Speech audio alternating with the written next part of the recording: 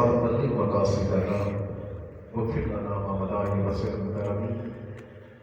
اللہ جل جلالہ وعظم والہ وعظم ذکرہ واتم برہانہ واجل شانہ کی منتصرہ اور سرور کائنات مفخر موجودات زینت قسم کائنات قائد المرسلین خاتم النبیین احمد مجتبیٰ جناب محمد مصطفیٰ صلی اللہ علیہ وسلم کی بارگاہ اقدس میں ہدیہ درود و سلام عرض کرنے کے بعد اللہ کریم کی بارگاہ میں دعا ہے کہ ہم سب کو قرآن اور سنت کی سمجھ عطا فرمائے. سامعین محتشم، آج کے درس کا موضوع ہے جب اللہ کسی کو قرب عطا کرتا ہے، اس قرب کے ذائقے، اس قرب کی لذت، اس قرب کا مقام کیا ہوتا ہے. جب اللہ عز و جل کسی کو اپنے قریب کرتا ہے تو اس کو عطا کیا کرتا ہے. اللہ عز و جل قرآن کریم برہان رشید میں ارشاد فرماتا ہے، ایمان والو توبوا الی اللہ توبۃ نصوحا، اللہ سے توبہ کرو. کون سی توبہ؟ توبۃ نصوحا، اب کی سچی توبہ. نبی پاک صلی اللہ علیہ وسلم نے ارشاد فرمایا کہ بنی آدم گناہ گار ہے، اللہ کو وہ پسند ہے جو گناہ کرتے ہیں اور اللہ سے توبہ کرتے ہیں. ایک جگہ ارشاد فرمایا التائب من الذنب کمن لا ذنب لہ، گناہوں سے توبہ کرنے والا گناہ سے ایسا پاک ہو جاتا ہے جیسے اس نے گناہ کیا نہیں. اس کا معنی، اس کا مفہوم یہ ہے کہ جب کوئی بندہ گناہ سے توبہ کرتا ہے، اللہ سے معافی مانگتا ہے، اپنے گناہ پر نادم و شرمندہ ہوتا ہے، اللہ عز و جل کرام کاتبین کے رجسٹر سے جس میں اس کی برائی لکھی ہوتی ہے، اللہ اس سے اس گناہ کو مٹا دے گا. اس کا مطلب یہ ہے کہ جس جگہ اس نے گناہ کیا اس جگہ کی گواہی کو بھی اللہ ختم کر دے گا. یاد رکھیے گا کہ بندہ جس جگہ نیک عمل کرتا ہے، اگر ہاتھ سے نیک عمل کرتا ہے تو ہاتھ بھی گواہی دے گا کہ اللہ اس نے میرے ساتھ صدقہ کیا یا نیک عمل کیا. اگر پاؤں سے چل کر کہیں جاتا ہے تو پاؤں کی اس بات کی گواہی دے گے کہ مولا یہ میرے ساتھ چل کر تیرے گھر میں گیا تھا، کوئی نیک کام کیا. اگر کوئی بندہ آنکھوں کے ساتھ مثلا قرآن کو دیکھتا ہے تو آنکھیں بھی گواہی دیں گی کہ مولا میرے ذریعے اس نے تیرے کلام کی زیارت کی تھی اور قرآن کو پڑھا تھا. اگر بندہ کسی جگہ بیٹھ کر نیک عمل کرتا ہے تو قیامت کے دن وہ جگہ بھی رب کی بارگاہ میں حاضر ہو کر عرض کرے گی مولا یہ مجھ پر بیٹھ کر تیرا ذکر کیا کرتا. اسی طرح اگر کوئی بندہ گناہ کا کام کرتا ہے، ہاتھوں سے کرتا ہے، تو سورہ یاسین میں اللہ عز و جل نے ارشاد فرمایا الیوم نختم علی افواہہم وتکلمنا ایدیہم وتشہد ارجلہم بما کانوا یکسبون. قیامت کے دن زبانوں پر مہر لگا دی جائے گی. اللہ ارشاد فرماتا ہے تمہارے ہاتھ باتیں کریں گے، تمہارے پاؤں باتیں کریں گے اس معاملے کے بارے میں جو تم نے کیا. یعنی اچھائی کی ہے تو اچھائی کی گواہی، برائی کی ہے تو برائی کی گواہی. تو جب بندہ گناہ کرتا ہے اس کے بعد توبہ کرتا ہے، اللہ عز و جل اس عضو کی، جسم کے اس حصے کی گواہی کو بھی ختم کر دے گا. گویا کہ بندہ گناہوں سے ایسا پاک ہو جاتا ہے جیسے آج ہی دنیا میں پیدا ہوا.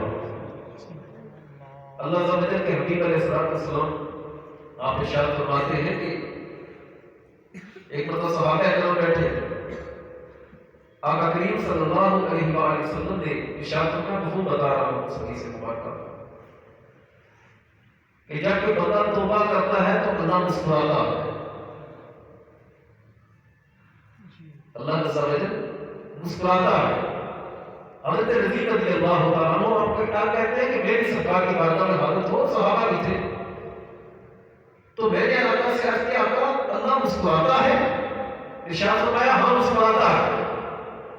تو حضرت رضی کہتے ہیں کہ آقا ہمیں بھی یقین ہے جو اللہ ہماری توبہ سے مسکراتا ہے، جو اللہ ہماری توبہ سے خوش ہوتا ہے، وہ کبھی بھی ہمیں جہنم میں نہیں بھیجے گا، وہ ہمیں خیر عطا فرمائے گا، وہ ہمیں بہتری عطا فرمائے گا، وہ بھلائی عطا فرمائے گا۔ اللہ تعالیٰ کی بارگاہ کے قرب کے کئی ذریعے، ایک بندہ غیر مسلم ہے، کلمہ پڑھا، اسلام میں داخل ہوا، اللہ تعالیٰ نے اسے قرب حاصل کیا، یہ اس کا قرب ہے۔ حضرت ڈاکٹر رضی اللہ تعالیٰ نبی پاک صلی اللہ علیہ وسلم کی نماز کا وقت تھا، دعا کر رہے تھے کہ اللہ تعالیٰ کو اسلام کی دولت عطا فرما۔ حضرت داہیہ جب حاضر ہونا چاہتے تھے تو حضرت جبریل علیہ السلام حاضر ہوئے، عرض کیا کہ داہیہ آ رہے ہیں، صحابہ سے کہیے گا اسے کوئی کچھ نہ کہے۔ حضرت داہیہ حاضر خدمت ہوئے، کلمہ پڑھا، اللہ تعالیٰ نے ایمان کا نور عطا فرمایا۔ سرکار کی بارگاہ میں جب بیٹھے تو کلمہ پڑھ مسلمان ہوئے تو رونے لگے۔ آقا نے ارشاد فرمایا داہیہ روتا کیوں؟ عرض کیا آقا 70 کے قریب بچیاں ہیں جن کو میں نے ان ہاتھوں سے زندہ دفن کیا۔ آقا نے ارشاد فرمایا داہیہ جو اسلام قبول کرتا ہے اللہ پہلے کے گناہوں کی معافی فرما دیتا ہے، یعنی یہ تیرا اللہ کے ساتھ قرب کا پہلا ذریعہ کہ اللہ عز و جل نے تجھے اپنا قرب عطا فرمایا اور تیرے گزشتہ گناہوں کی مغفرت فرما دی۔ اور بعض لوگ ایسے ہوتے ہیں کہ جن پر اللہ اتنا مہربان ہوتا ہے، ان کا مقصد بعض اوقات نیکی کا نہیں ہوتا، اللہ کے قرب کا ہرگز نہیں ہوتا، راہ چل رہا ہوتا ہے، اللہ کرم کر دیتا ہے اور اس قرب کا عطا فرما دیتا ہے۔ حضرت ابو رافع کہتے ہیں کہ بعض صحابی یہ مکہ سے مدینہ کی طرف قریش کے کفار کے ایلچی بن کر، پیغمبر بن کر مکہ سے مدینہ کی طرف آئے۔ آپ خود کہتے ہیں کہ مکہ سے آیا مدینہ شریف، نبی پاک صلی اللہ علیہ وسلم ایک جگہ صحابہ کرام کے جھوپڑ میں تشریف فرما، کہتے ہیں میں نے سرکار وسلم کے چہرے انور کی زیارت کی نا، چہرے کو دیکھتے ساتھ ہی اللہ تعالیٰ نے نور ایمان میرے دل میں داخل کروا دیا، نور ایمان عطا کر دیا۔ تو حضرت ابو رافع کا قرب کیا تھا کہ اللہ تعالیٰ نے کفر کے اندھیرے سے نکالا اور نور نظر میں پہنچا دیا۔ اسی طرح پیشوار مثال، پہلی بات میں نے یہ کی کہ اس کے قرب عطا کرنے کے مختلف ذرائع، کافر کو قرب دینا چاہا تو اللہ نے ایمان کا نور عطا فرما دیا، اور جب ایمان کا نور ملا ہے وہ بندہ ہے وہ انسان اور قرب دینا چاہا اور قریب کرنا چاہا تو اللہ عز و جل نے کسی کو صحابی ہونے کا شرف عطا فرما دیا۔ آقا نے ارشاد فرمایا میرے صحابہ کے بارے میں اللہ سے ڈرو، پھر ارشاد فرمایا کہ اللہ نے پوری کائنات میں نظر بڑھائی، اللہ عز و جل کو اپنے لیے سب سے زیادہ جو دل پسند آیا اللہ عز و جل نے وہ دل مجھے عطا فرمایا، اور اللہ عز و جل نے انبیاء کے بعد روح زمین پر میرے صحابہ پھر نظر بڑھائی، پھر ہر قلب کی طرف ہر دل کی طرف نگاہ کی، اللہ عز و جل کو جو سب سے زیادہ دل پسند آئے نا میرے صحابہ، اللہ نے وہ دل تمہیں عطا فرمایا۔ یعنی کہنے کا مقصد یہ کہ انبیاء کے بعد کسی کو اللہ عز و جل نے قرب دینا چاہا تو اسے سرکار دو عالم صلی اللہ علیہ وسلم کا دیدار خاص عطا فرما دیا، آقا کا دیدار عطا کر دیا آقا کی زندگی میں۔ پھر کچھ ایسے تھے جو سرکار دو عالم صلی اللہ علیہ وسلم کے وصال ظاہری کے بعد انہوں نے کلمہ پڑھا، آقا کریم صلی اللہ علیہ وسلم دنیا سے بظاہر تشریف لے کہ وفات ظاہری ہو گئی، لیکن اللہ عز و جل نے کرم کیا کیا، آقا نے ارشاد فرمایا طوبیٰ لمن دعانی ورعا من دعانی، اس شخص کے لیے طوبیٰ خوشخبری ہے جس نے حالت ایمان میں میرا دیدار کیا، اور پھر اس شخص کے لیے بھی خوشخبری جس نے میرے صحابی کا حالت ایمان میں دیدار کیا اور ایمان کی حالت نہیں پایا اس کی وفات کی۔ اور آقا کریم صلی اللہ علیہ وسلم کا بظاہر دنیا سے تشریف لے جانا، صحابہ کرام تشریف فرما تھے، اور صحابہ کے چہرے اس قدر رب کی بارگاہ میں مقبول تھے وہ ہستیاں کہ جس ہستی نے حالت ایمان میں صحابی کا دیدار کیا، آقا ارشاد فرماتے اللہ نے جہنم کی آگ کو اس پر حرام فرما دیا۔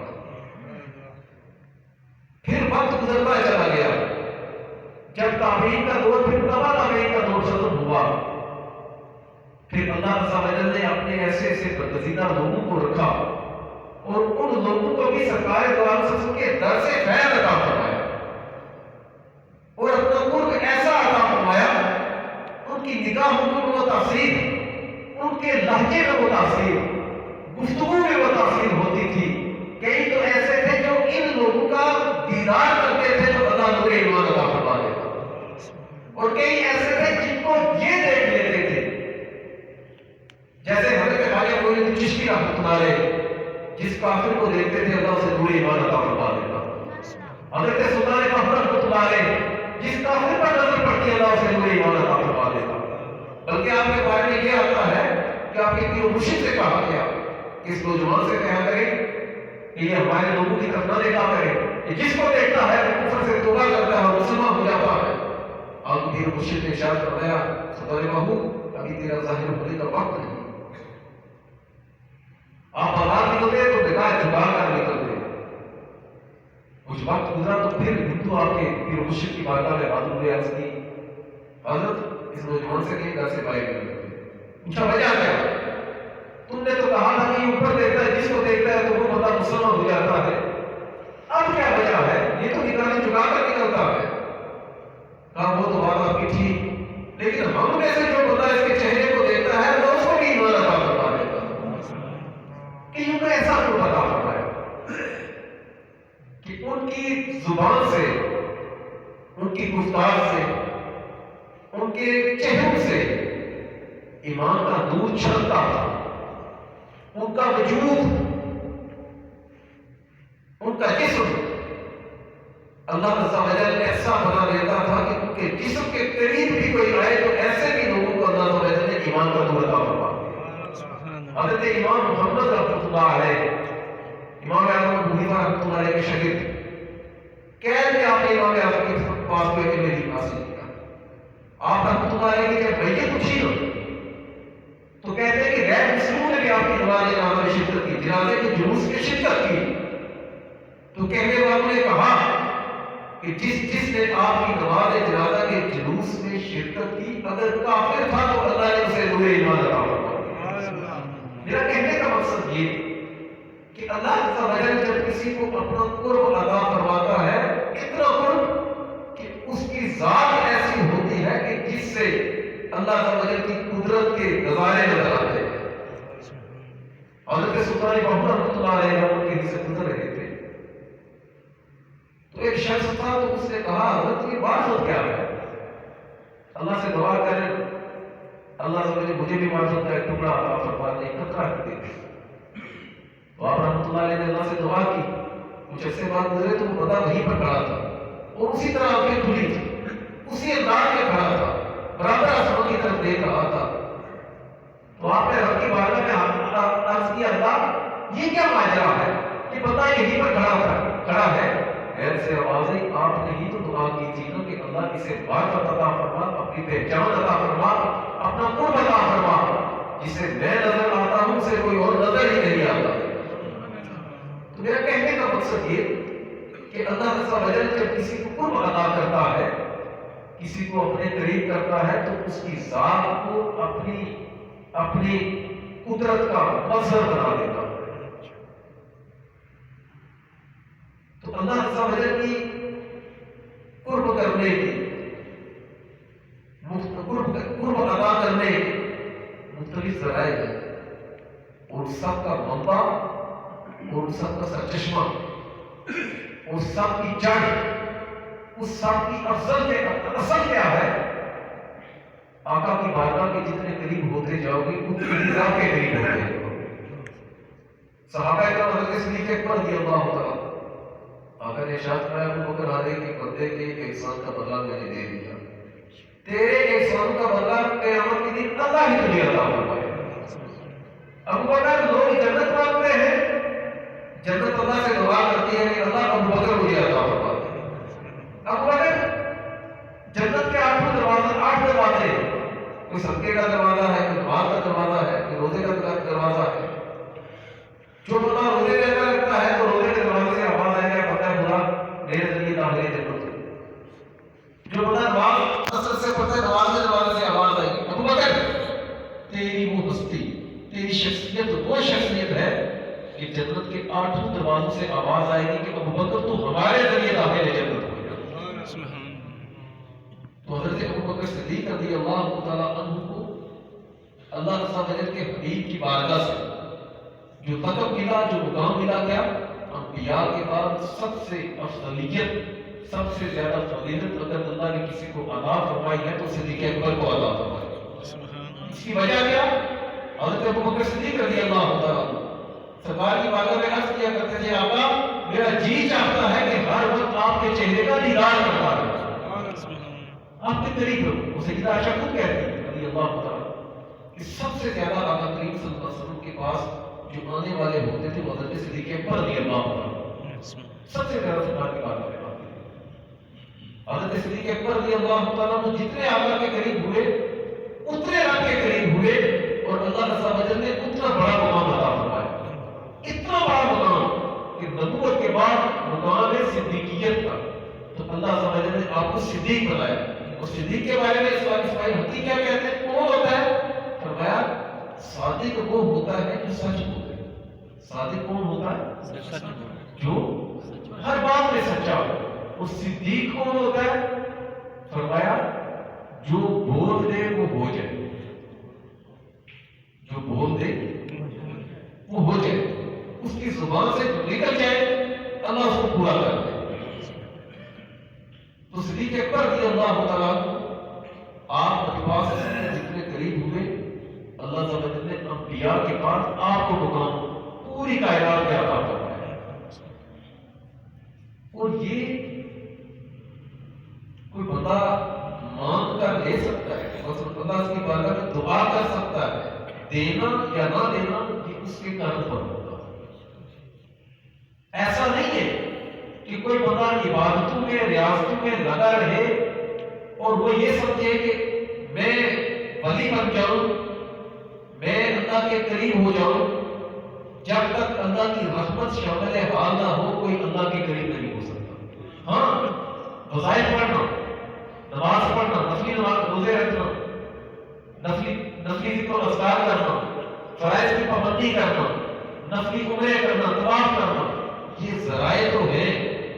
یہ رب کی بارگاہ میں پہنچنے کے ذرائع تو ہیں لیکن جو کرم ہونے والی بات ہے وہ اللہ کی مرضی پر منحصر ہے.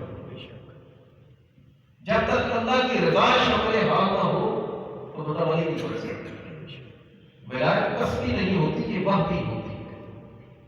وحی سے مراد اللہ کی طرف سے عطا ہوتی ہے اللہ کی دیر ہوتی ہے. وہ جس کو چاہتا ہے اپنے لیے چن لیتا ہے. درود پاک کے ساتھ الصلاۃ والسلام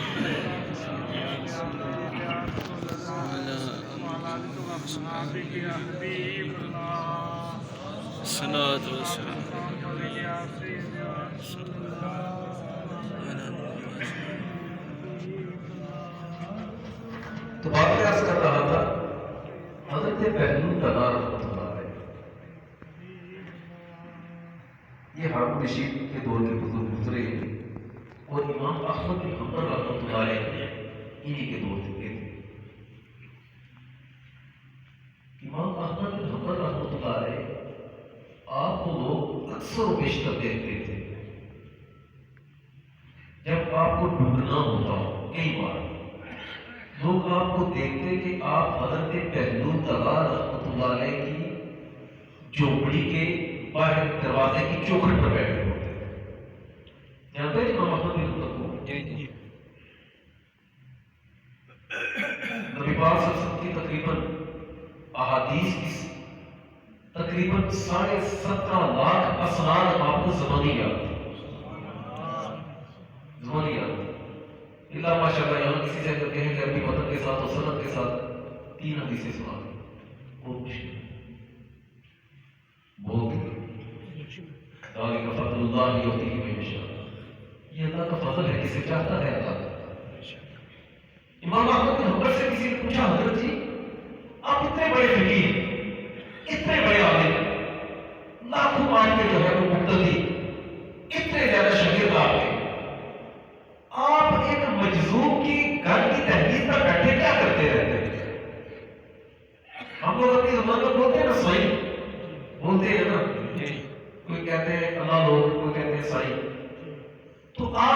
باتیں کی چوکھٹ پر کیا ڈھونڈتے ہیں؟ لوگوں نے ڈھونڈنا ہو تو وہ آپ کو ڈھونڈتے ڈھونڈتے جب پہنچتے ہیں تو دیکھتے ہیں کہ آپ اس مجموع کے پاس بیٹھے ہیں، لوگ آپ کو حضرت بہبود روا کو پاگل نہیں کہتے، تو آپ ان کے پاس کیا ڈھونڈتے ہیں؟ آپ کی بات کو شاید فرمایا کرتے ہیں، آپ فرماتے لوگوں تم میرے پاس آتے ہو شریعت کا پوچھنے، میں بہبود کے پاس آتا ہوں شریعت والے کا حال پوچھنے۔ سبحان اللہ، بات سمجھے؟ اور وہ جب قرض کو ادا کرنا چاہتا ہے، میں بہبود رحمۃ اللہ علیہ کی بات کرتا ہوں، آپ کو ہارون رشید نے کئی بار کہا حضرت میں آپ سے ملاقات کرنا چاہتا ہوں، آپ انکار کر دیتے، آپ انکار کر دیتے تھے۔ یہ جو اللہ والے ہوتے ہیں، جو اللہ کے قریب ہوتے ہیں، یہ تنکو کی جنت بھی بنائے گا تو اللہ حقیقت میں مکہ زبیدہ کو جنت عطا کرے گا۔ وہ چھت پر کھڑی تھی، ایک ضعیف سی روایت ایسی ہے کہ جو ملکہ زبیدہ تھی، یہ ہارون رشید کی بیوی، یہ اور حضرت بہبود روا یہ سگے بہن بھائی تھے، اگرچہ اس میں قوت نہیں ہے لیکن ایک تحقیق یہ بھی ہے، ملکہ زبیدہ جو تھی وہ حضرت بہبود روا رحمۃ اللہ علیہ کی بڑے قریب تھی، اپنے محل کی چھت پر کھڑی تھی تو نیچے بہبود روا رحمۃ اللہ علیہ تنکو سے کوئی چیز بنا رہے تھے، کوئی گھر بنا رہے تھے، ہارون رشید پاس سے گزرے، کہا بابا کیا بنا رہے ہو؟ کہا جنت بنا رہا ہوں۔ کیا کہا؟ جنت بنا رہا ہوں۔ کسی بھی جنت ہوتی ہے، پوچھا اس کی قیمت کیا؟ کہا 2 روٹیاں۔ اب دیکھیں، کہا 2 روٹیاں، ایسے ان کو بھی کبھی جنت ہوئی؟ مکہ زبیدہ سن رہی تھی، 2 روٹیاں لے کر آئی، بہبود روا کو دی، بہبود روا کو تنکو کی جنت اس کو دے دی، مکہ زبیدہ کو۔ رات ہارون رشید خواب میں سویا نہ، خواب میں دیکھا ایک جنت، اور جنت میں ایک محل ہے، تو دل کیا اس محل میں داخل ہوں۔ جب جانے لگے نا تو آگے کچھ کھڑے تھے فرشتے، کہا کدھر کا ارادہ ہے؟ کہا اس محل میں۔ کہا تیرا نہیں، کہ تیری بیوی زبیدہ کا ہے۔ پوچھا کہاں سے ملا؟ کہا 2 روٹیاں دے گا نا، باقی نے اس کو یہ محل عطا کیا۔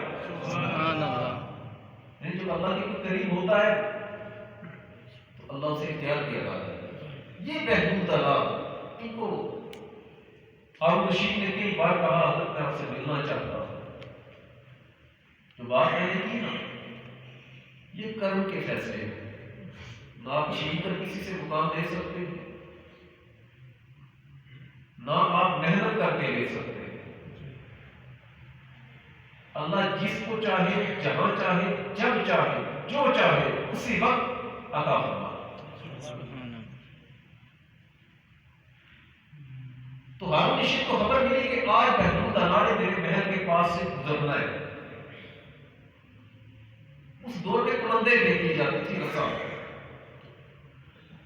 ہارون رشید نے اپنے جو محافظ سے انہیں کہا کہ محل کی چھت سے رسا پھینک کر بہبود روا پر پھینکنا، رسا کمند میں وہ پھنس جائیں گے، کھینچ کر محل کی چھت پر لے گا، اور 10-11 فٹ کے وہ محل ہوتے نہیں تھے، وہ 100 فٹ اونچے محل ہوتے تھے۔ خیر بہبود روا گزر رہے تھے، اوپر سے محافظوں نے کمند پھینک دی، اور بہبود روا جو ہے اس میں پھنس گئے، انہوں نے کھینچا اور چھت پر لے گیا۔ آگے ہارون رشید کر گئے، کہا بہبود خوش آمدید، کہا میں نے تجھے کہا بھی تھا، تجھے ملنا نہیں چاہتا، ایسا کام کیوں کیا؟ ہارون رشید نے کہا صرف ایک سوال کا جواب دے دیں، آپ گھر چلے جائیں۔ فرمایا بتا کیا کہنا چاہتے ہیں؟ ہارون رشید نے کہا بہنوں بتائیے، جب اللہ کسی کو قرب عطا کرنا چاہتا ہے تو وہ کس طرح عطا کرتا ہے؟ آپ نے ارشاد فرمایا جیسے تو نے مجھے بغیر پوچھے قریب کیا نا، اللہ اسی طرح بغیر پوچھے اپنے قریب کر لے گا۔ پوچھا وہ کیسے؟ ارشاد فرمایا کہ اگر تو مجھے بلاتا، میں تیار ہوتا، اچھا لباس پہنتا، خوشبو لگاتا، غسل کرتا، لوگوں کو ساتھ لیتا، تیرے دروازے پر آتا، دستک دیتا، تیری مرضی تھی تو کھولتا یا نہ کھولتا، لیکن جب یہ تیری اپنی مرضی تھی مجھے بلانے کی، مجھے پتہ بھی نہیں چلا، تو نے قریب کر لیا۔ یہی حال اس ذات کا ہے، وہ نہیں دیکھتا کسی کے کپڑے کیسے، وہ نہیں دیکھتا کسی کا خاندان کیسا، کسی کی شکل کیسی، کسی کا لباس کیسا، کسی کا مکان کیسا، اس کا عہدہ کیسا، جب وہ قریب کرنا چاہتا ہے تو بغیر پوچھے اپنا قربان ہوا ہے۔ جب وہ قریب، بشر حافظ نے یہ سوچا تھا کہ نالی سے ایک کاغذ کا ٹکڑا نکالوں گا، اس کا ادب کروں گا، رب اپنا قریب کر دے گا، اپنے قریب کر دے گا، اور اتنا قریب کیا۔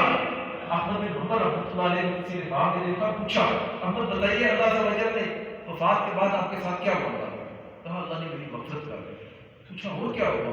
وہ جو مجذوب تھے بشر حافظ 70 سال کی عمر میں توبہ کی، تو ان کا کیا حال ہے، ان کا تو پتا ہو۔ امام احمد بن حنبل کہتے ہیں کہ میں جب رب کی بارگاہ میں حاضر ہوا، میری روح رب کی بارگاہ میں حاضر ہوئی، میں تو حیران رہ گیا۔ وہ جسے ہم ننگے پاؤں والا کہتے تھے، وہ جو لوگوں کی نظروں میں سائیں تھا، وہ جو لوگوں کی نظروں میں مجذوب تھا، پاگل تھا، میں جب رب کی بارگاہ میں گیا نا تو مجھ سے پہلے بشر حافظ اللہ کے پاس بیٹھا ہوا، اور میں نے اپنی آنکھوں سے دیکھا کہ اللہ عز و جل اپنے دست قدرت سے رحمت والے ہاتھوں سے بشر حافظ کو جنت کے میوے کھلا رہا۔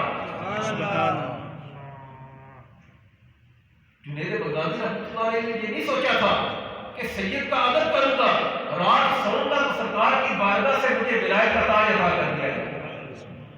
باجوی بسانی نے بھی نہیں سوچا تھا کہ اتنا عرصہ چلے کاٹتے رہے، کچھ نہ ملا، انہوں نے سوچا ہی نہیں تھا گھر پہنچوں گا، رات وعدہ پانی مانگے گی، پانی لے کر پیالہ کھڑا رہوں گا، صبح ماں اٹھے گی دعا دے گی اور اللہ سمجھے ولایت کا تاج عطا فرما دے گا۔ نہیں سوچا۔ جب وہ کسی کو قریب کرنا چاہتا ہے تو اس کے لیے ہر شے کھول دے گا، اس کی زبان سے جو نکلتا ہے اللہ وہ پورا کر دے گا۔ آقا نے ارشاد فرمایا اللہ کے کچھ بندے ایسے جو زمین پر چل کر بیٹھے ہو، پہچان نہ کرے، فرمایا وہ در پر لباس والے نہیں، کوئی بڑے محلات والے نہیں، وہ صاف دلوں والے، ان کے کپڑے گرد آلود، ان کے بال بکھرے ہوئے، ان کے جسم کمزور، ان کی آنکھیں اندر دلسی ہوئی، ان کے چہروں پر پیلاہٹ، زردی، بھوک کی وجہ سے، ان کے پیٹ پیٹ کے ساتھ لگے ہوئے بھوک کی وجہ سے، لوگوں میں ان کی بغض ہوئی تھی۔ فرمایا وہ غائب ہوں تو لوگ انہیں تلاش ہی نہ کریں۔ کیا ضرورت ہے؟ یہ بات سمجھ رہے کیا کہنا چاہتے ہیں؟ جی ہمارا تو ہے نا پراڑوں دے کر کسی کے پیر ہونے یا نہ ہونے کا فیصلہ ہے۔ ادھر ایک پیر صاحب آئے، بڑی عظیم خانقاہ کے لیے، وہ ڈاکٹر تھے، اور اس مسجد میں وہ بیس بدل کر آئے، اس مسجد میں وہ بیس بدل کر آئے۔ آپ میں مسلم کا پردہ نہیں بولنا چاہتا، وہ اس مسجد میں جمعہ پڑھنے کے لیے بڑی دور سے وہ بیس بدل کر آئے، تو یہاں پر وہ نیچے میں جمعہ پڑھاتا تھا، تو بیٹھے تو انہوں نے بعد میں کہ خلیفہ صاحب تھے، تو انہوں نے مجھے بتایا کہ پیر صاحب نے تو آپ سے ملنے کے لیے آئے فلاں جگہ سے۔ تو میں تو حیران رہ گیا، میں نے سمجھا کہ یہ کوئی دیہڑی لگانے والے کو مزدور ہے یا پٹھان ہے۔ تو انہوں نے مجھے بتایا کہ یہ فلاں خانقاہ کی سجادہ نشین اور یہ بیس بدل کر آپ کی مسجد میں جمعہ پڑھنے کے لیے آئے، تشریف لائے۔ میں ان کا پردہ نہیں، وہ کیونکہ منع تھا، میں اس لیے نہیں بولنا چاہتا ہوں۔ تو یہاں پر یقین کیجیے ایسے ایسے مجذوب اور ایسے ایسے اولیاء یہاں پر تشریف لائے، اگر ان کا حکم ہوتا تو میں آپ کو بہت ساری باتیں بتاتا، ان کا تعارف کروا دیتا، لیکن میرے دل میں ان کی حکمت اتنی بڑی کہ مولا یہ تیرے حقیقی ولی اور یہ تیرے قریبی بندے ہیں جن کو لباس کی فکر، گاڑی کی فکر، جائیداد کی فکر، مریدوں کی فکر اس لیے نہیں ہوتی کہ میرے مریدوں کی کثرت ہو، بلکہ یہ فکر ہوتی ہے کہ اللہ تو راضی ہو جائے، اللہ تو راضی ہو جائے۔ تو میں اب یہ کر رہا تھا کہ اللہ عز و جل جب کسی کو قرب عطا کرنا چاہتا ہے تو اس کا لباس، اس کا چہرہ، اس کا خاندان، اس کا نسب، اس کا حسب، اس کا عہدہ نہیں دیکھتا، اللہ کسی کو بھی چاہے جب چاہے قرب عطا کرتا ہے۔ آقا نے ارشاد فرمایا مجھے ایسے لوگ کے بال بکھرے ہوئے، کپڑے گرد آلود، لوگوں کو ان کی حکمت ہی نہیں، غائب ہوں تو لوگ ڈھونڈے ہی لوگ، بیمار ہوں تو لوگ ان کی تیمارداری کے لیے نہ جائیں، فوت ہو گئے تو لوگ جنازے میں شرکت نہ کریں کہ اصل کے رشتہ داری ہے، اس کے اندر ہوتا ہے نا ایسے کہ کون سی ملے داری ہے، لوگ ان کے جنازے میں شرکت نہ کریں، یعنی وقت ہی نہ دیں، اہمیت ہی نہ دیں۔ لیکن آقا ارشاد فرماتے ہیں رب کی بارگاہ میں ان کا مقام کیا ہے؟ فرمایا لو اقسم علی اللہ لابرہ، اگر کہہ دینا خدا کی قسم، زبان سے وہ نکال دینا خدا کی قسم یہ کام ہو جائے، اللہ اس کام کو پورا کر دیتا، اللہ اس کام کو پورا کر دیتا۔ جب اللہ عز و جل کسی کو قرب دیتا ہے، میں نے کہا کہ اس کی آنکھیں کھول دیتا، اس کے دل کو کشادگی عطا کر دیتا۔ اب ایسے کرنی یمن میں ہے، اللہ تعالیٰ نے سرکار کا اتنا قرب عطا کیا کہ یمن میں بیٹھ کر ظاہری دیدار کے بغیر آقا کریم صلی اللہ علیہ وسلم کی داڑھی مبارک کے سفید بالوں کو گر لیا۔ آقا نے ارشاد کیا وہ میرا اویس ہے، اس کی شفاعت سے اللہ تعالیٰ بلند کی بکریوں کے بالوں کی تعداد کے برابر جہنمی کو جہنم سے اللہ آزادی عطا فرماتا ہے۔ جب اللہ تعالیٰ کسی کو قرب دیتا ہے اس کے سینے کو کشادگی عطا کر دیتا ہے۔ خواجہ معین چشتی رحمۃ اللہ علیہ فرماتے ہیں لوگوں ایک وقت تھا میں بیت اللہ کا طواف کرتا تھا،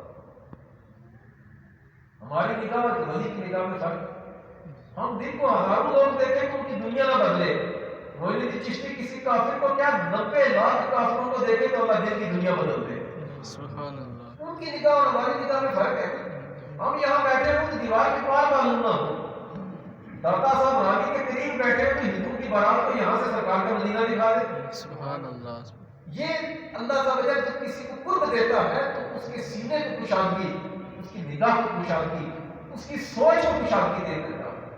خواجہ غوث دراز خواجہ نصیر الدین چراغ دیوی کے قدموں کو چھوئے تو اللہ کے عرش کا نظارہ کر لے۔ تو میرا کہنے کا مقصد یہ کہ جب اللہ تعالیٰ کسی کو قرب عطا کرتا ہے اسے منزل پر منزل اپنے قریب کرتا ہے، اس کے سینے میں اللہ عز و جل اپنی حکمت ڈال دیتا ہے، اس کی آنکھوں میں اپنی قدرت ڈال دیتا ہے، پھر اس کے لیے دور و نزدیک کوئی منع نہیں کرتا۔ اور یہ قرب ہر ایک کے مقدر کی بات نہیں ہے، اللہ عز و جل جس کو چاہتا ہے یہ عطا کرتا ہے۔ اس کا نسب دیکھے بغیر، اس کا خاندان دیکھے بغیر، اس کا گھر دیکھے بغیر، اس کا مال دیکھے بغیر، اللہ تعالیٰ کے حبیب علیہ السلام نے ارشاد فرمایا کہ ان اللہ لا ينظر الى صورکم ولا الى اموالکم ولکن اللہ ينظر الى قلوبکم ونیاتکم۔ اللہ تمہاری صورتوں کو، تمہارے مالوں کو نہیں دیکھتا، اللہ تمہارے دل کو دیکھتا ہے اور دل کی نیت کو دیکھتا ہے۔ یہ جو آنے والی رات ہے 15 شعبان کی، سوموار کا دن اور منگل کی رات، یہ سوموار والا دن، بات سمجھ آ گئی؟ سوموار والا دن اور منگل کی رات۔ میرا شہزادی رحمۃ اللہ علیہ کہنے کا تعلق اسی دن سے بات کر حکم کی بات کر رہا ہوں، آپ بھی گرو کی فوج میں تھے، میرا شہزادی رحمۃ اللہ علیہ، آپ سید نہیں تھے، آپ بحال بناتے تھے، تو آپ کی گرو کی فوج میں تھے، لیکن جب اللہ تعالیٰ نے قریب کرنا چاہا تو غائب میں اسے آپ بنا دیا۔ اتنی بزرگ تشریف لائے، مجذوب میں ہوں گی، ابھی حیات ہے، آپ نے اتنی کھڑے ہو کر یہ بات ارشاد فرمائی تھی کہ پیرا شہزادی کو آپ کیا سمجھتے ہیں؟ یہ غوث پاک کا غائب ہے اس اللہ کی کشمیر، سبحان اللہ۔ یہ بزرگوں کے لفظ تھے، انہوں نے ارشاد فرمایا تھا کہ ان کے پاس آیا کرو، یہ سمندر چھوڑ کر نالیوں کے پاس نہ جاؤ، اس طرح کے لفظ تھے۔ تو میرا کہنے کا مقصد یہ کہ جب اللہ تعالیٰ نے قرب عطا کیا، فضل عطا کیا، تو کتنا ہر بندے کے دل میں اتنی محبت کو پیدا کروا دیا۔ تو 15 شعبان کی یہ جو رات آ رہی ہے اس رات کو ضائع نہیں کرنا۔ میری بات سمجھ آ رہی ہے نا؟ جی 2 سال ہو گئے مسجد نبوی کی معراج کی محفل تھی دہلی، سچی بات میں بڑا پریشان تھا، بہت پریشان، کبھی بھی ایسا نہیں ہوا تھا کہ مقدس راتوں میں جس جگہ بھی میں رہا اس جگہ کوئی ذکر نہ ہوا، کوئی محفل نہ ہوئی، کچھ لوگ نہ آئے۔ لیکن گزشتہ سال بھی کورونا کی وجہ سے حالات کافی خراب تھے، پابندیاں تھیں، اس وجہ سے گزشتہ سال بھی نہ معراج کی محفل ہوئی اور نہ شب برات کی محفل ہوئی. اس سال بھی اس مسئلے کی وجہ سے شب معراج کی محفل کا ہم نے اعلان نہیں کیا کیونکہ پابندی تھی. لیکن یہ جو 15 شعبان کی رات آ رہی ہے انشاءاللہ عز و جل مسجد میں محفل ہوگی انشاءاللہ. بڑے ڈیلے سے بولے انشاءاللہ محفل ہوگی. اور وہ رات ہم کسی غلط کام میں نہیں گزاریں گے. ہے تو ہر رات اللہ کی رات ہے. مومن کو چاہیے کہ راتوں کو من طلب الہدى سکر لے آئے. جو رات جس نے بلندیوں کو چاہا وہ راتوں کو جاگا. حضور فرماتے ہیں جس نے بلندیوں کو چاہا وہ راتوں کو جاگا. حضرت حسن بصری رحمۃ اللہ علیہ آپ کی توبہ کے واقعے میں عورت جس نے ان کے کتاب میں آپ کو دے دی تھی ٹائم تھوڑا میں واقعہ میں سناتا ہوں. اس کو خواب میں آپ نے دیکھا توبہ جب آپ نے کی خواب میں جب اسے دیکھا تو اسے پوچھا کہ بتا میں کیا کیا تھا. اس نے کہا حسن رات کو لوگ سوتے ہیں نا تو جاگ کر اللہ کا ذکر کیا سبحان اللہ. اور صبح شام اللہ کی وجہ سے معافی مانگا کر. جو قرب اللہ نے مجھے عطا کیا ہے یہی قرب اللہ تجھے عطا فرمائے. سبحان اللہ. میری بات سمجھ آ رہی؟ تو اس رات کو ہم نے ہر رات کوشش کریں ایک رات کا مخصوص حصہ ضرور رکھے رب کی بارگاہ میں حاضر ہونے کا. حضرت ابو ہریرہ بیٹھے تھے تو آقا نے ارشاد فرمایا ابو ہریرہ جب رات کا پچھلا پہر ہو تو جو ہے نا سب کی رات کا پچھلا پہر ہو لوگ سو رہے تو اچھی طرح اٹھ کر وضو کر کے 2 رکعت ادا کر لیا کر. تیرا گھر سننا تیرا گھر آسمان والوں کو ایسا چمکتا نظر آئے گا جیسے زمین والوں کو آسمان پر ستارے چمکتے نظر آئے گا. یہ بات کہتے ہیں تو اس رات کو ہم نے پٹاخوں کے لیے آتش بازی کے لیے ہم نے نہیں جاگنا. ہم نے جاگنا ہے تو اللہ کے ذکر کے لیے جاگنا ہے. کوشش کریں گے انشاءاللہ. غائب ہو جاتے ہیں. مزہ تو تب ہے کہ ہماری مسجد جو ہے آپ لوگ خود بھی ہیں دوسروں کو بھی دعوت دیں اور ہمیں یہاں پر کہتے ہیں کہ بیٹھنے کی جگہ نہ ملے. مجھے اتنی خوشی ہے اللہ سمجھ اس بندے کو بھی برکتیں دے اس رات کی جس نے کم از کم کچھ نہ کچھ مساجد میں یہ مذہبی اجتماعات کے حوالے سے کوئی قانونی رکاوٹ پیدا نہیں کی. کوئی بھی سرکاری کوئی جس نے بھی ڈی سی صاحب ہیں جو بھی ہے جنہوں نے بھی یہ کام کیا ہے تو اللہ سمجھے ان کو بھی اس چیز کا اجر دے. لیکن میں آپ لوگوں سے عرض کروں گا آپ خود بھی ہیں دوسروں کو بھی دعوت کریں گے انشاءاللہ. دلے بولتے ہیں بھائی انشاءاللہ. پچھلے سال تو کچھ وہی کے پیچھے میں راج کو بھی ہم نے کوئی اعلان نہیں کیا. تو یہ رمضان آگے تشریف لا ہے ہم اس رات کو اللہ سے دعا کریں کہ اللہ اس رات کا صدقہ ہمیں رمضان کی بھی برکتیں عطا فرما. آمین. پتہ ہے نا کئیوں کی عمریں بزرگ فرماتے ہیں کہ کئیوں کی جو ہے لوگ شادیاں کر لیتے ہیں لوگ مکان بنا رہے ہوتے ہیں لوگ جو ہے وہ کاروبار کر رہے ہوتے ہیں حالانکہ ان کی عمر کا پتہ کٹ چکا ہو. کوئی پتہ نہیں اگلے سال ہوگا یہ کوئی پتہ نہیں آگے کے کتنے پچھلے سال ہمارے ساتھ تھے اس سال نہیں ہے نا پچھلے سال ہمارے ساتھ تھے اس سال نہیں. ہمارے بزرگ ہمارے جوان کتنے ایسے یہ کورونا کی نظر ہو گئی یعنی اس وبا کی نظر ہو گئی.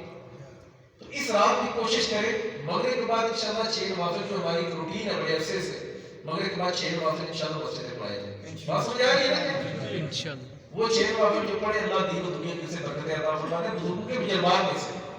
اور عشاء کی نماز کے بعد فوراً بعد انشاءاللہ سمجھ مسجد میں محفل ہوگی اور 10 بجے انشاءاللہ صلاۃ التسبیح ادا کی جائے گی. کتنے بجے 10 بجے. کتنے بجے 10 بجے آئیں گے نا انشاءاللہ. یہ نہ ہو کہ ڈھونڈنا پڑے میلے سے جا کے یہ نہ بازاروں میں جا کے ڈھونڈنا پڑے.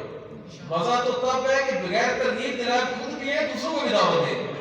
کریں گے نا کوشش انشاءاللہ دوسروں کو بھی دعوت دیں گے انشاءاللہ. وہ رات ہم نے اللہ کی عبادت میں گزارنی ہے تاکہ اس رات کی برکتیں اللہ ہمیں بھی عطا فرمائے اور اس رات کا صدقہ رمضان کی برکتیں بھی عطا فرمائے. اللہ سمجھے ہم سب کو ان کی توفیق عطا فرمائے. آمین.